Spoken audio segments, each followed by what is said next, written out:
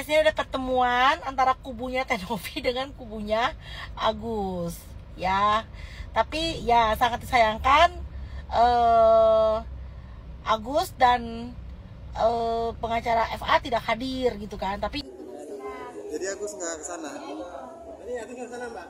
Jadi Agus nggak ke sini. Lain kali deh ya, insya Allah dikasih.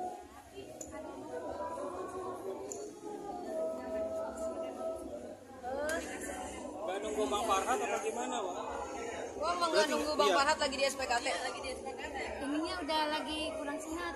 Oh, berarti ini mau langsung pulang aja? Pulang ya. Oh, berarti nggak ke gedung tua berarti? Enggak, kalau saya enggak, karena memang saya ada acara. Kalau Agus? Kalau Mas Agusnya? Sama kayaknya. Mas Agusnya juga enggak? Jadi gini, enggak bisa dipaksakan. Oh iya. Oh iya, ya oke. Kasihan guys. Sama sama pengacara-pengacara.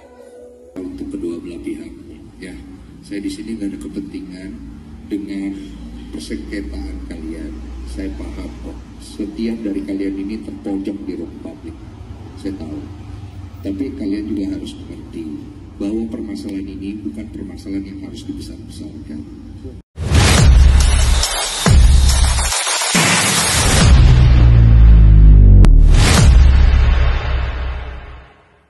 Halo Mbak Novi, di sini aku mau titip pesan ya buat Mbak Novi terkait masalah Mbak Novi sama Mas Agus. Mungkin hati-hati ya. Aku lihat di sosmed itu banyak beredar berita atau informasi katanya pihak Mbak Novi mau melaporkan Agus atau pengacaranya.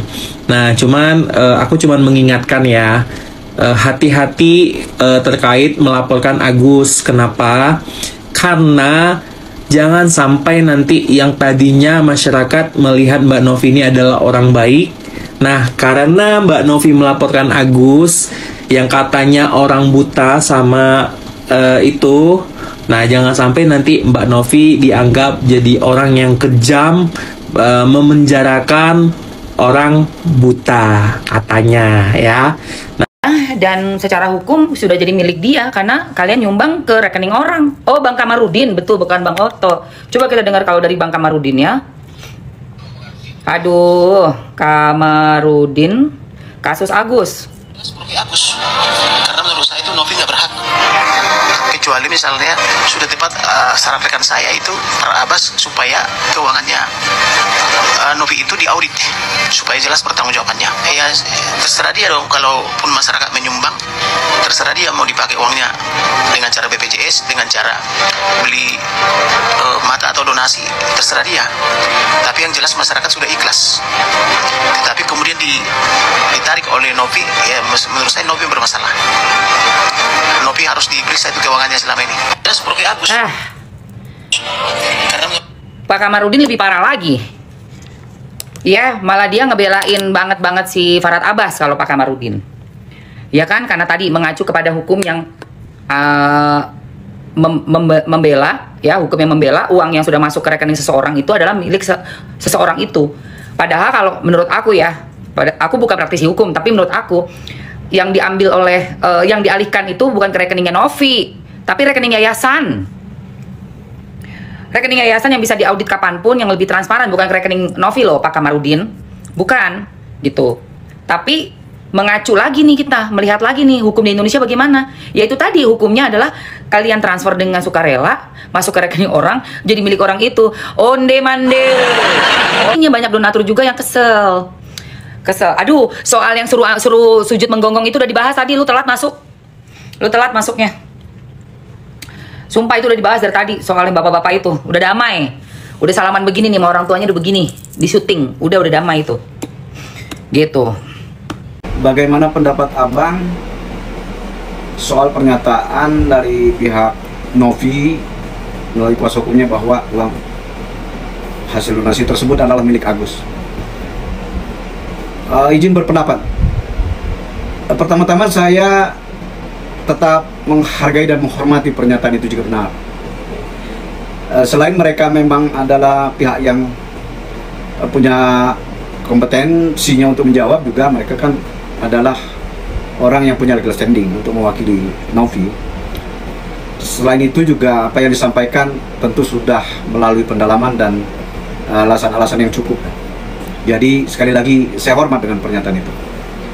Harapan saya juga mereka bisa menghormati kita-kita yang tidak dalam pihak, yang ikut berpendapat tentang permasalahan hukum yang terlanjur diketahui publik atau viral. Nah, latar belakang kita berbicara adalah awalnya respect dengan seseorang yang punya niat baik membantu pihak lain yang sedang dalam musibah, yang kemudian tahu-taunya bukan berakhir dengan kebaikan, malahan dibawa ke ranah hukum. Itu yang pertama. Yang kedua, yang kita sampaikan juga adalah bersumber dari peraturan perundang-undangan yang berlaku. Jadi apa yang telah disampaikan sebelumnya itu ada dasar kenapa saya bersikeras bahwa uang tersebut adalah bukan milik Agus. Yang mengatakan itu bukan saya, tapi undang-undang yang mengatakan itu. Kenapa? Kan semua tahu bahwa event open donasi ini kan berawal dari Agus dan atau keluarganya meminta tolong kepada Novi, yang kebetulan juga dia selaku pimpinan yayasan. Jadi saya kira yayasan dalam melakukan open donasi ya cukup punya dasar gitu. Nah kemudian bagaimana nih sikap Novi pada saat keluarganya? Dia respon, dia respect karena dia memang punya jiwa sosial yang tinggi dan dia punya kepedulian terhadap nasib orang lain.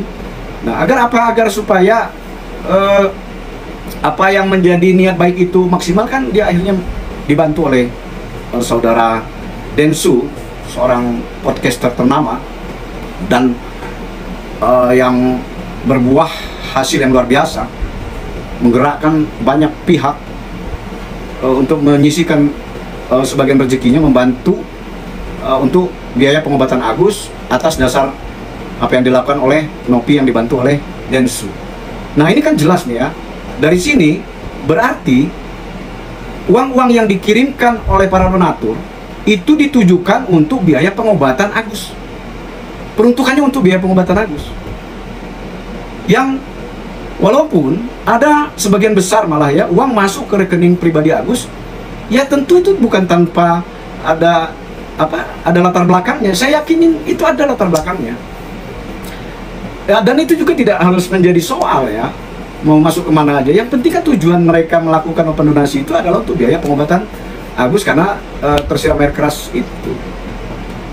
Nah tinggal Agus harusnya nih ya, tanpa diminta dia melapor dong ke Novi, karena kan uang yang masuk ke rekeningnya itu bukan uang dari langit, bukan tidak ada sebab akibat gitu loh.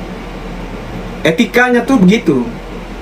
Nah ternyata ya mungkin ada alasan lain yang Agus lah yang tahu kenapa dia tidak segera melapor atau memberitahu bahwa ada uang sekian banyak. Nah kemudian Novi karena ada laporan-laporan mempertanyakan, dan seingat saya yang dipertanyakan juga itu bukan meminta ya, lebih mempertanyakan mutasi-mutasi. Mungkin itu karena amanat undang-undangnya kan begitu. Jadi pihak yayasan harus mencatat, kemudian melaporkan, gitu ya. Tetapi yang terjadi malahan jadi berkepanjangan sampai sekarang lah. Sehingga dengan dasar dan pertimbangan itulah saya tetap meyakini bahwa uang itu adalah belum menjadi milik Agus.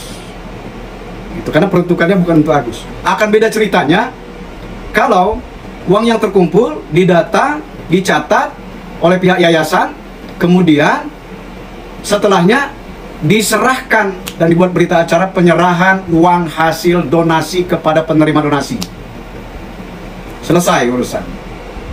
Mau Agus buat apa, mau buat dia, udah nggak bisa lagi kita ikut campur. Ini kan sependek pengetahuan saya belum ada loh ya acara seperti itu, belum ada. Yang ada malah mereka sibuk berpolemik.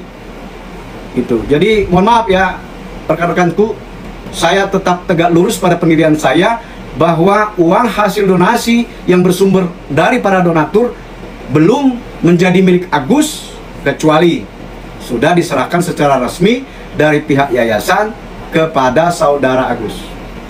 Jadi guys, sampai hari ini status dari kepemilikan uang donasi ini masih simpang siur apakah ini milik Agus atau yayasan.